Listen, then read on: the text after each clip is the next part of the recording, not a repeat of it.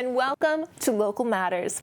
As a look back at 2020, we put together some of our favorite interviews, packages, and performers of the last year to share with you.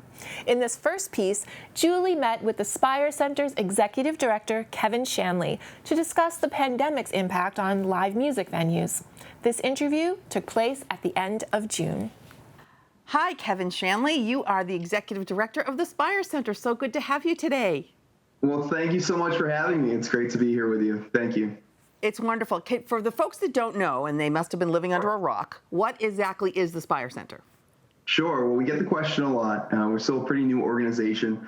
The Spire Center building was actually built in 1886, purpose-built as a Methodist church.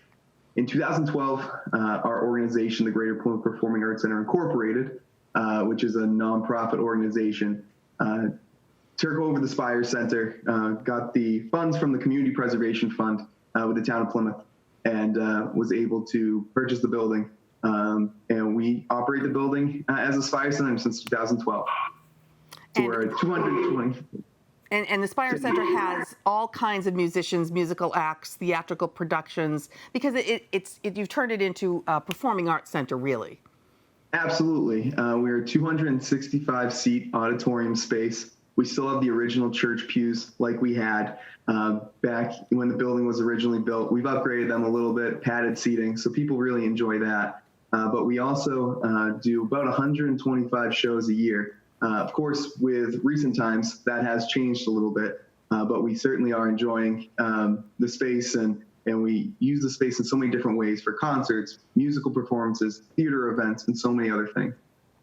Now, you had, before this all happened in March, you had a lot of the season already planned out. You had acts booked, you had tickets sold. How has this affected your in short term and the long term for the year 2020? Absolutely. I mean, we operate a lot of our shows 6-8 months in advance. They're booked, they go on sale, and then we go from there. So a lot of these shows that are affected now were actually booked last year.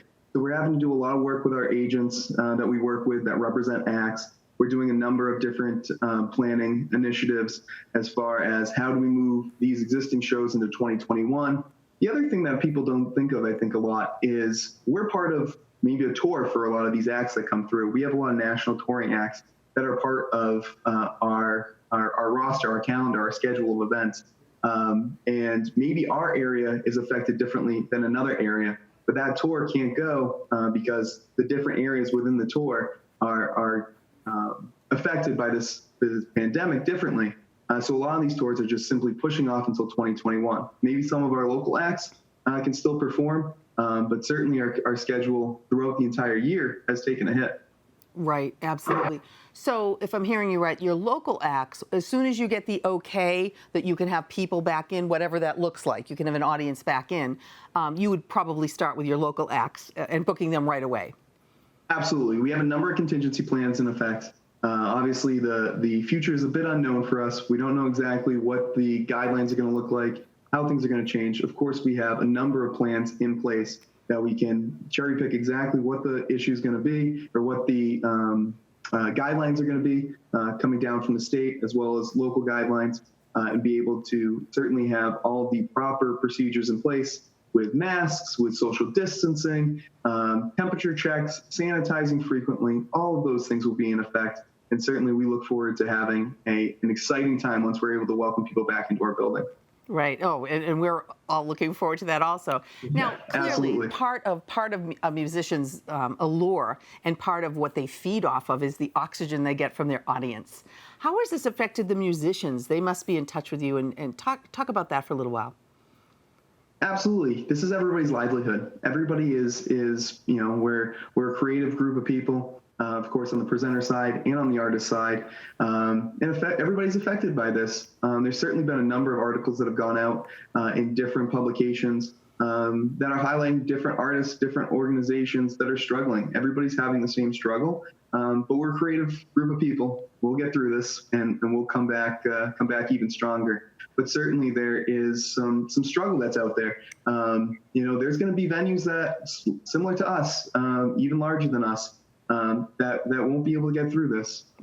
Even locally, we're seeing it in the press. There's a number of venues that are struggling and have said if this goes on much longer, we're not going to be able to continue, which is certainly something that we don't want to see. Of course, live music and the arts are so important and imperative, to a community. So we don't want to lose that. Right. Oh, absolutely. And I know a lot of the Plymouth 400 events have been pushed to very late this year or to 2021. So are you kind of trying to mirror your schedule with what you see them doing and the tourism industry doing in general in Plymouth?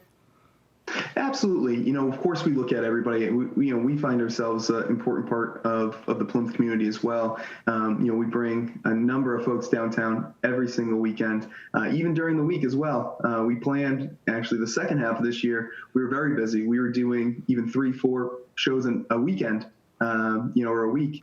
So it was important to us to make sure that we're going to continue that, certainly, and adjust things, accordingly. We'll make changes. We'll get through this. But we're staying positive, and we'll move some things to 2021. We'll continue to do some things, and our audience has been so incredibly generous financially in supporting our nonprofit organization, as well as even refunds. A lot of presenters are forced to refund tickets, and we're giving our patrons the choice.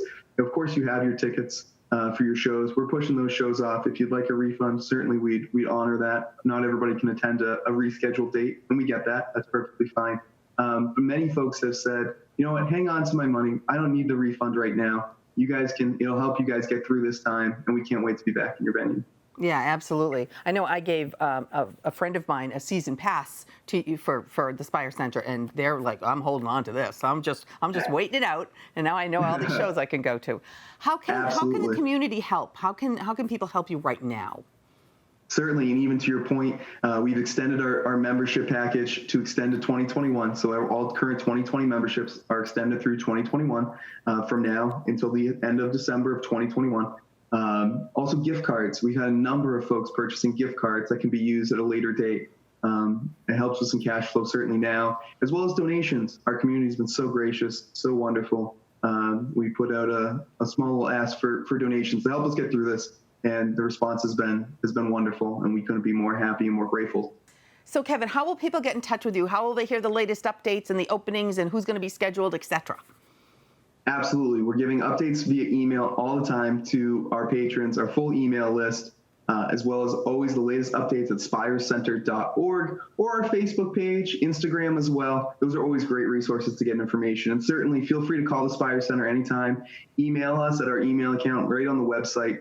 Feel free to get in touch with us, and we'd love to chat with our patrons. Wonderful. Keven Shanley, this has been a pleasure to have you. We can't wait for the Spire Center to open again.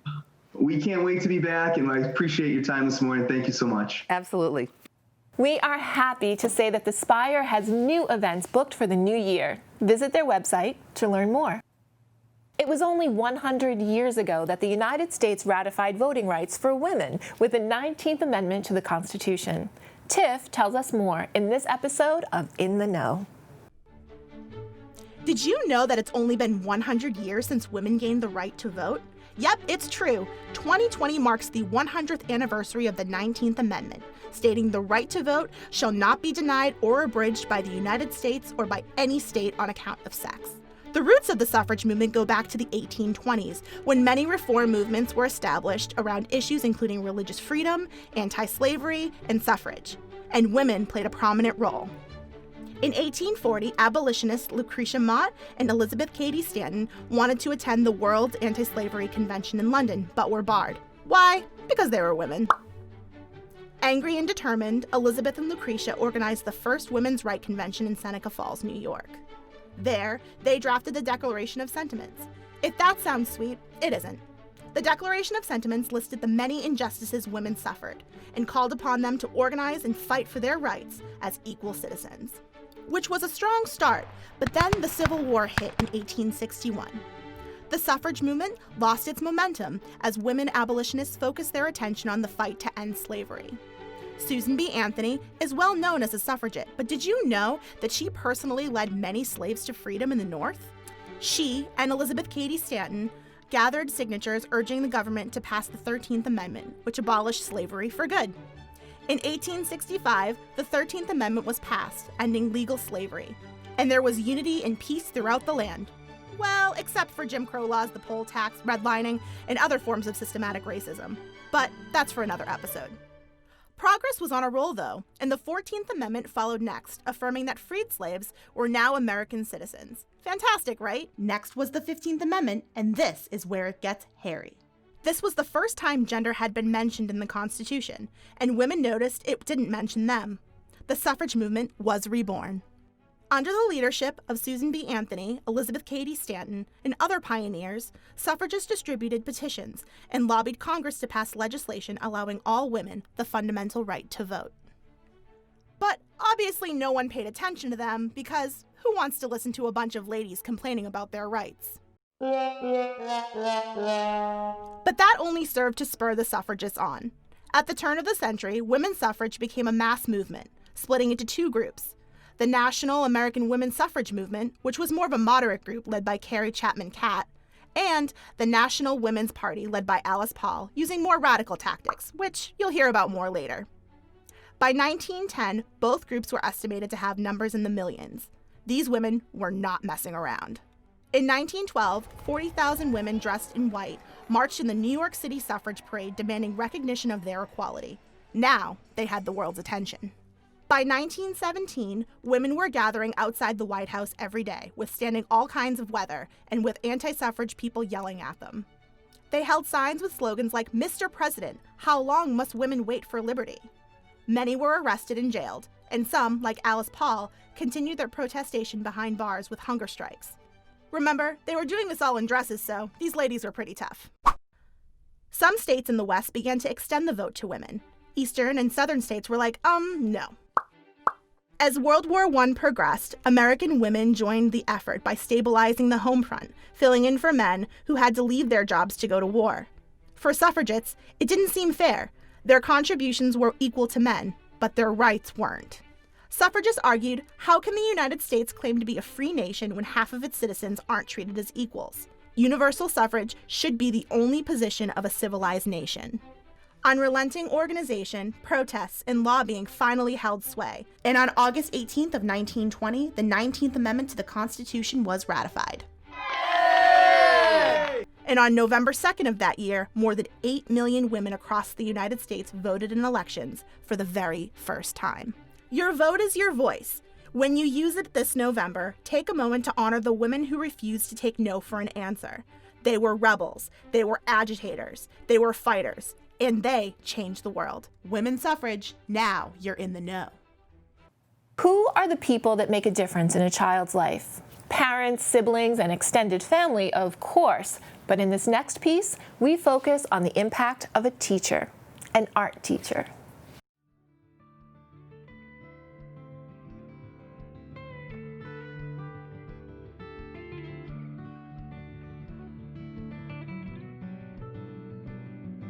Kendra D'Angora is a fine artist, potter, and art teacher. We visited with Kendra in her native Plymouth, Mass. to learn about why art and teaching art is her life's work.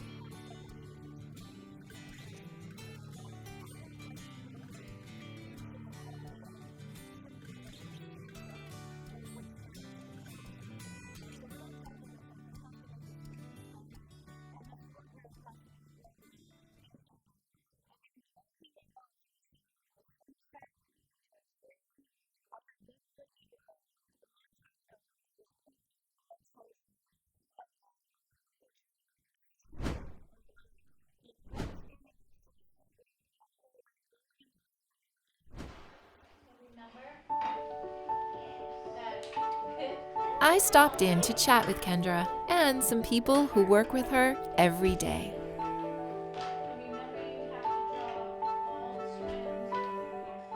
So, Kendra, where do you get inspiration for your lesson plans?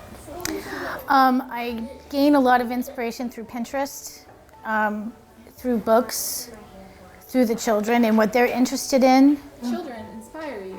Yes, if they have a desire to learn how to draw animals or people, we go through a unit of that.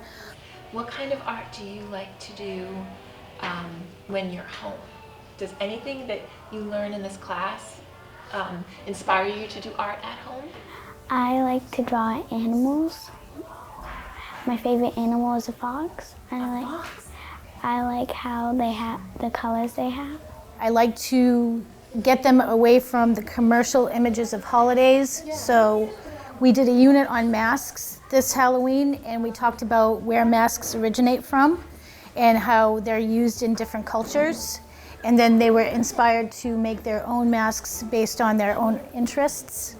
So these masks are all done by the students that are present in class? Yes. This pile here is 4th grade. I have it in order. In order. So the 4th grade masks are here at the end. What would you say is different about teaching a kindergartner as opposed to a 4th grader? You all know the answer to that one. As they get older, they get more tense about what they're drawing. And in kindergarten, they have no inhibitions whatsoever. More self-critical. Yes, they become more self-critical. Middle school is even harder because they just don't feel like they do it perfectly enough. Whereas there is certain freedom with preschool through 2nd grade where they just do it. So what do you do as a teacher to let those inhibitions go? I make them scribble. Right, guys? Yeah. You make us scribble. Scribble all the time to loosen up their hands. As you see on the chalkboard over there, we scribble until we get the proportions right. Scribble, cones and circles, right? Yeah.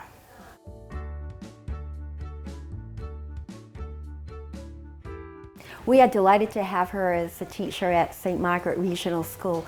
The impact that she has on the students is just amazing. She brings the talent and the gifts out of each student when she gives them an activity to do. So I heard that you worked on a mural in Miss D'Angora's class. Can you tell me about that? So the mural is she painted this background sky thing on the closet doors out in the hallway.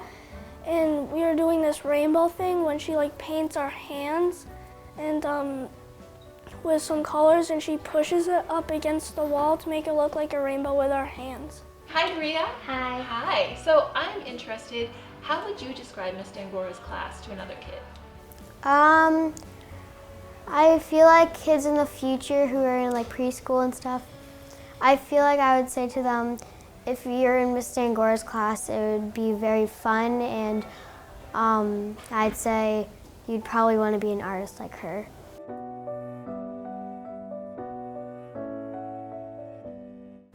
It's important to have art in the curriculum in the school because it gives the opportunity for the students to share their creativity and to display their talents in various ways in the arts. And it also gives the school an opportunity to display their artwork, and it is an invaluable asset to the school.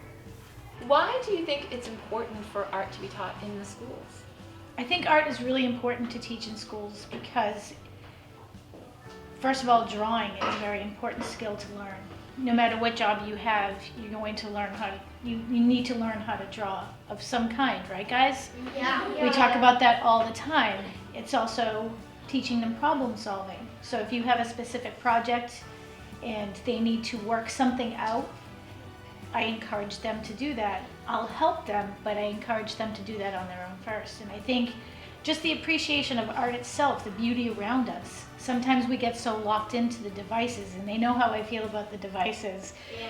But I feel that imagination and awareness and observation is a really important thing to have in your life, because if you miss out on all the wonderful things that are happening around you, then one day you're just going to be old and wonder where all that went. How about anything else you want to say that is important for you? That I feel very lucky that I am a teacher of all these children. It's the best thing ever. And I'm thankful for that.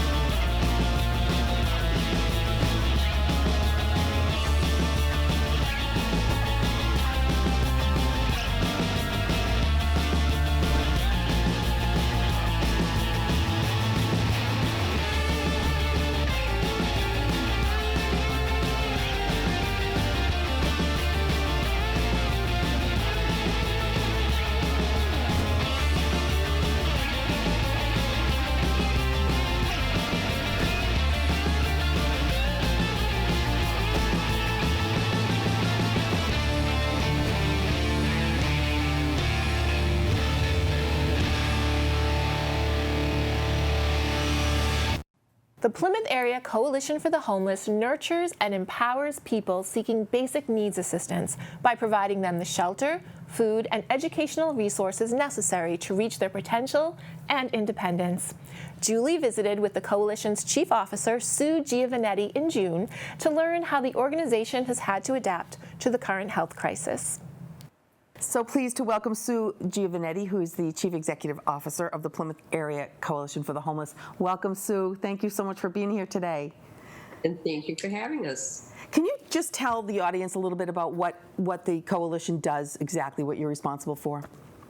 Sure. So at Plymouth Area Coalition, we were established in 1985 in response to the community's awareness that there were many people living in the state forest and in their cars. The prevalence of homelessness had started in the community.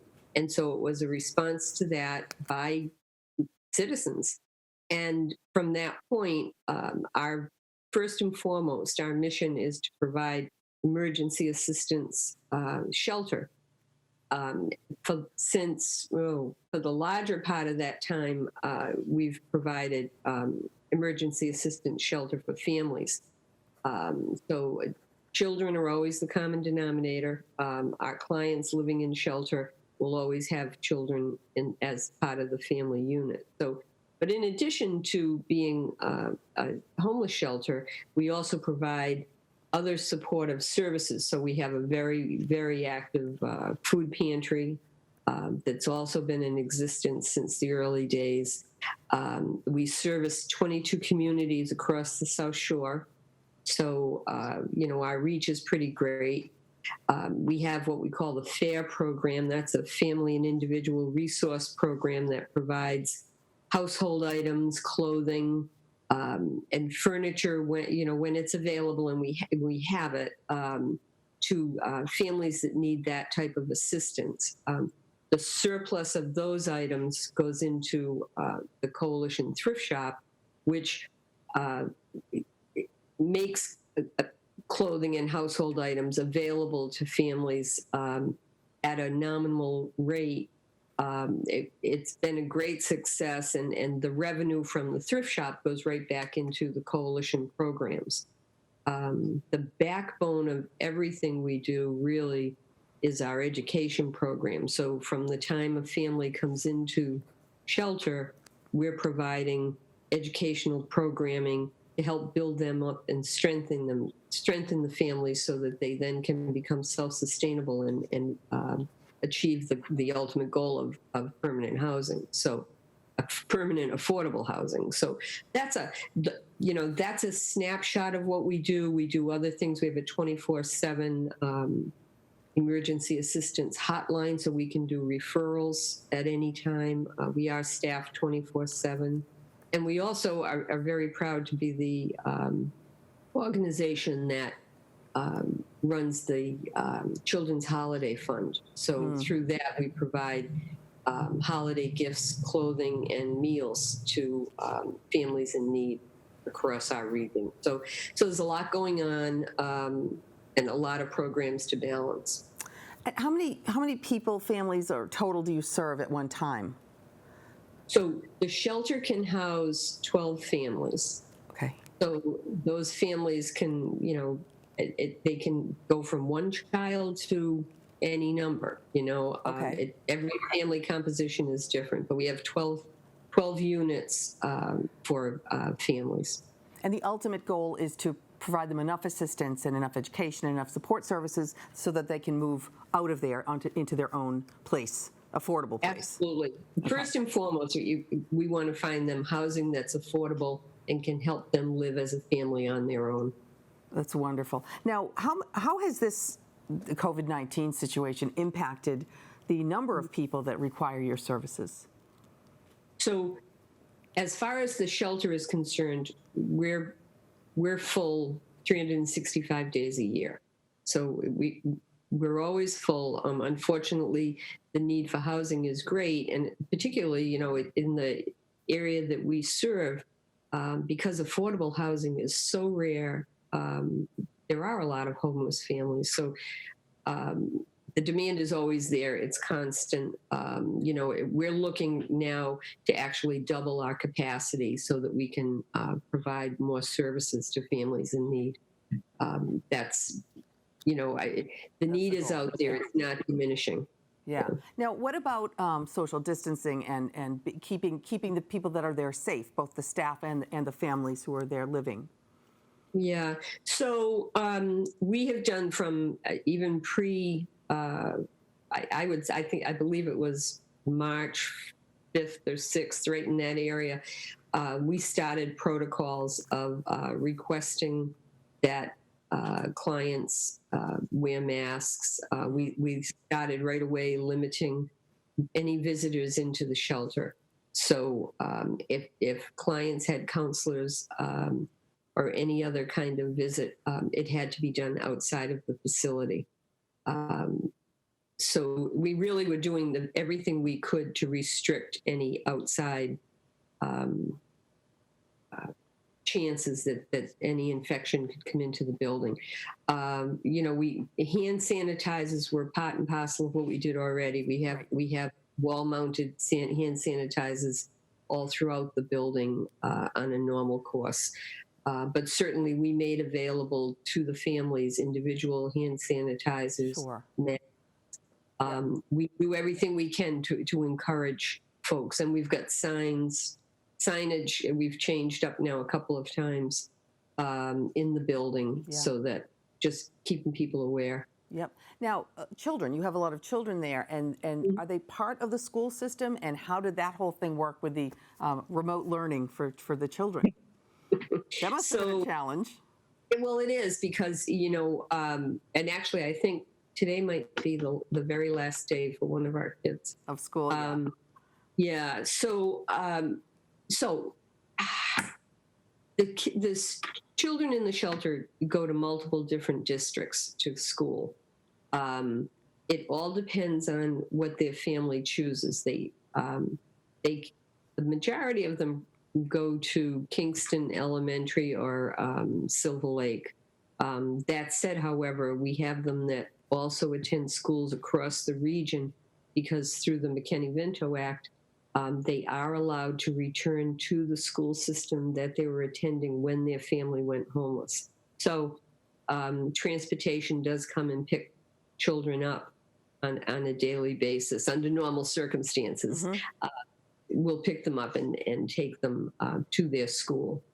So during this crisis with COVID, it has been a challenge. The school districts have been phenomenal in providing the students with tablets or a laptop so that they can do their work. Right. But as you can imagine, and from what I'm hearing from everyone that we know in the community, it's very difficult to become the teacher. Right. And, you have to have the inclination and the ability to be able to do that. And I mean, we have quiet places where they can go off and do their work. But it's been hard. It's been very hard. I can't say enough about the school systems and how they all have homeless coordinators, and they've reached out to us, and we've worked with them trying to do the best we can. Yeah.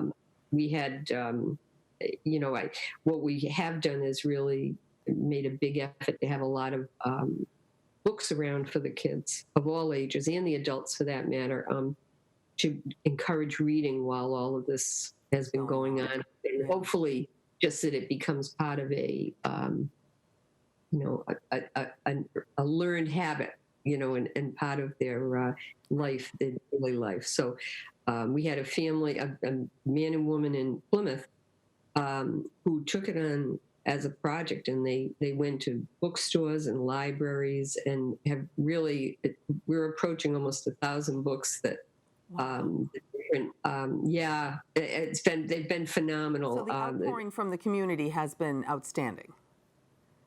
That's putting it lightly. Yeah, it's been as usual. Yeah. It has been extraordinary. So this whole book program is phenomenal. We're working on how we're going to do some Zoom book reading and maybe come up with some kind of incentive program over the summer to encourage reading. But there's a lot of great stories. Yeah. Yeah, I bet. Now, is there things that you need, that you're looking for, that people can donate, that can help with it? What are you in need of right now? So, I mean, in the shelter, we need the same thing every family needs. We need bed pillows desperately. We need twin size sheets. We need towels. So that's like on the shelter side, because we have so many people that we're moving through. They take a lot of use. So those type of things we desperately need. We're pretty well set at the moment on masks and hand sanitizer. The food pantry is where we are really feeling the need. Our requests for food assistance have quadrupled since March. So that's on the food side. We're desperately, as soon as the food comes in, it goes out. Yeah, I'm sure. Yeah. I mean, I think that the most dramatic thing that we have observed is that, and it should be no surprise to anyone, because so many people are new to the system. There are so many middle and lower middle class families that have lost their jobs, or are going through transition with COVID. They're not used to having to go to food pantries, or haven't learned how to go to DTA and get onto SNAP. And so we're seeing people that you would never see come through. What I can honestly say in all the programs we have is that compassion is, it's a prerequisite if you're going to be part of the work that we do. And our food pantry people in particular are incredibly compassionate and understanding, and really do a nice job of working with families as they, and individuals as they, come looking for assistance. So, and we're proud of that. Food pantries and stuff for the beds is something you'd always use. Sue, Yes. Thank you so much for shining a little bit of light on this. And you're right, the community in this area is phenomenal. We've heard that from so many nonprofits, and especially the work you're doing. I can't even imagine the extra set of challenges that you're meeting every single day. Thank you so much. Thank you for having us. Take care now. Take care. Elizabeth, back to you. Today's cell phone cameras are capable of producing quality video, even for those for whom technology is not your first love. While thinking about content, lighting, and framing seems like a lot, Erica and Tiff break it down for you in this next video: how to shoot quality video using your phone. Check it out. Hey, Miss Erica. Hey there, how are ya? Good, how are you? Good. Long time no see. Yes. Actually, you're the person I was looking for. Oh. I have to do a video for this show I'm on, and honestly, I don't even know how to take a selfie half the time. Do you have any tips to help me? Oh, I got you. Let's do a quick lesson.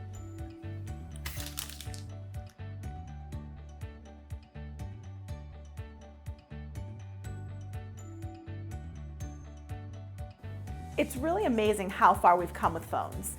It's so true. We have the luxury of working in a studio with fancy equipment, but most people don't have these cameras. So using your phone is a great alternative. They're lightweight, portable, and take excellent footage. So where do we start? There are 5 elements that you have to consider while you're filming. Space, background, light, noise, framing. When you're shooting your video, you generally want a space where it feels comfortable and relaxed.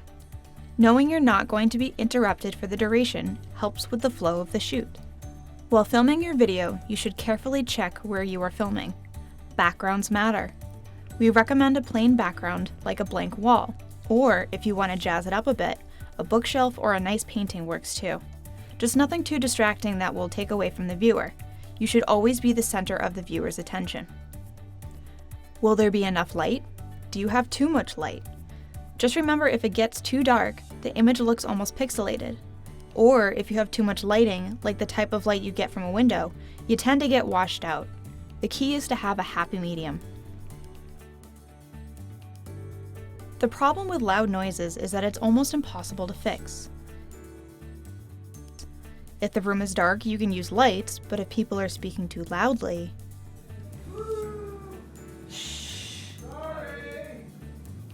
then there's no way to change that. There's a production term called rule of thirds. It essentially means an image should be imagined as it's divided into 9 equal parts by 2 equally spaced horizontal lines and 2 equally spaced vertical lines. And that important compositional element should be placed along those lines or their intersections. It looks wonky if the image isn't laid out well. Also, if you have too much headspace, your face will get cut off when we put up the lower third, which is that bottom image that has your name on it. A few more things. Make sure you hold your phone horizontally while filming. If you hold the phone vertically, the screen will have black on both sides when it airs on TV. If you hold the phone horizontally, it fills the entire screen. Okay, so I feel like I know a lot about the technical stuff, but what about content? How do I tell my story? I don't really know what to say. There are 6 questions that you should answer. Who are you? What is your name and position?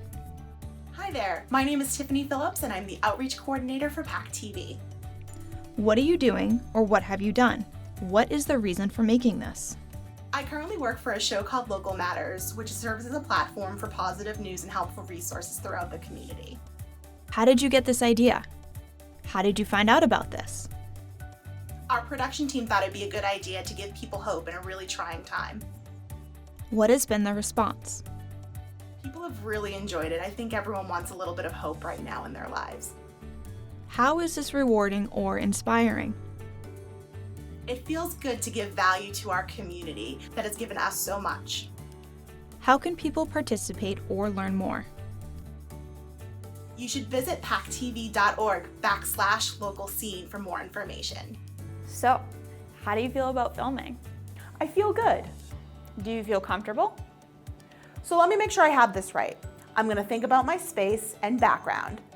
I'm going to frame my shot using the rule of thirds. And I'm going to make sure I hold my phone horizontally. And remember, when you turn your phone horizontally, it's going to change the position of the lens. So I have it vertically this way, but I want it horizontally. So while you're filming, just make sure that you're looking directly into the lens so that way it doesn't change the perspective. You want to make sure it's on the side of your phone and not on the top. So I think you're ready. You know, I think I know some things. This has been such great information. I think I'm ready to start. Well, good luck.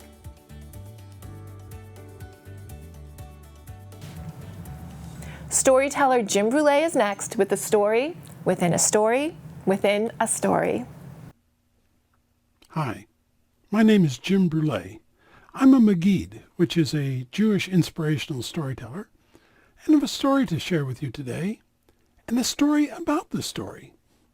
You see, as a storyteller, one of the things we get to do is research the stories that have been given to us to find out where they came from, which ways they were told, how they might have emerged in different parts of the world or different traditions. And this story is an example, a lovely example of just such a thing. I had a colleague, another storyteller, approach me with the bones of this story, just the little bits of it, to say, have you ever heard of this story? Do you know it? Do you know where it came from? And I didn't. So it was like a treasure, a new story I get to research. It's a sweet little story. And the more I looked at it, the more intrigued I became, because beyond the story itself, there was one Christian pastor who said it was a folk tale of the Mayans. There was another person who said it occurred in the Talmud. Another one who said it was several hundred years later, and then even 1,000 years after that. Where did this story come from? And the more I looked, the more intrigued I became, until I finally found what I'm convinced is the original source of this story, which was in a group of stories written by some rabbis back in the 7th century to try and help people write inspiring sermons at this time of year. And so what I'd like to do is share that story with you, and then a couple of the variations to see which one resonates most deeply with you. Because as you may know, the story I tell may affect two different people in entirely two different ways. And if I twist it just a little, it can affect even more people. So here's the story as I like to tell it now. There once was a king.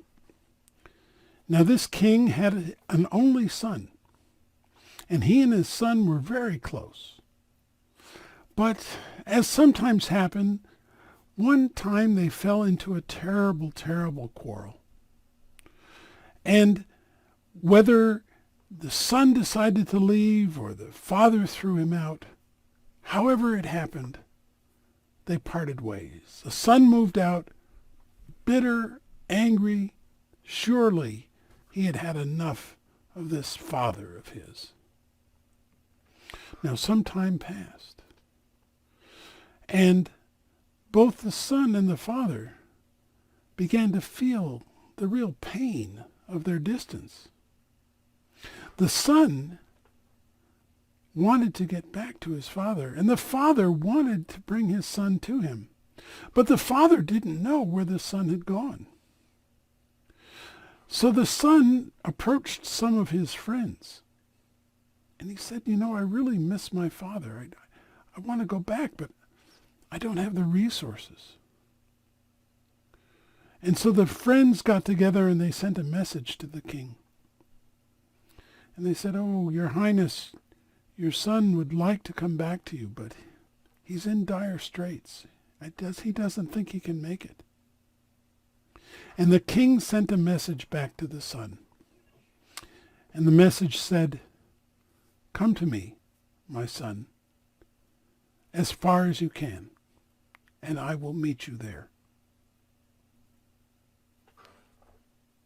Short, sweet story. But it makes you wonder, of all the different ways it could have, and in some cases was told. You see, in one version of the story, it's the father who exiles the son and just throws him out, for reasons we don't come to understand. Likewise, another version has the son storming out against the king's wishes. The third version is the version I told you, where they quarrel. There's more variations. In one case, it's the king, the father, who wants his son to come back. His son doesn't want to have anything to do with him, so the king sends ministers to try to entice him back. Another version, the son wants to come, but he doesn't have the resources, and the king doesn't even know. Closer to what I told you. And there are still other versions. There's one version where he went a very long distance, and so he was lost. Another version where he didn't go hardly any distance at all, but he stayed away for a long time. Shut the door, as you will. So think about it. As we look to this world that's filled with so much trouble, and we look for some support, where do we turn? If we turn to the notion of God or Spirit or Creator, how do we reach that force? And do we have to do all the work ourselves? Or will God meet us as far as we can go? There's an old saying in Buddhism that for every step you take towards the Buddha takes 2 towards you. There's a similar story in Islam where the line is, when you're lost, go out in the field and I'll meet you there. So I invite you to think about, where do you draw your source of strength? And imagine that as something that is actually interested in you and actually loves you and is ready to come and meet you wherever you are. Thanks for listening.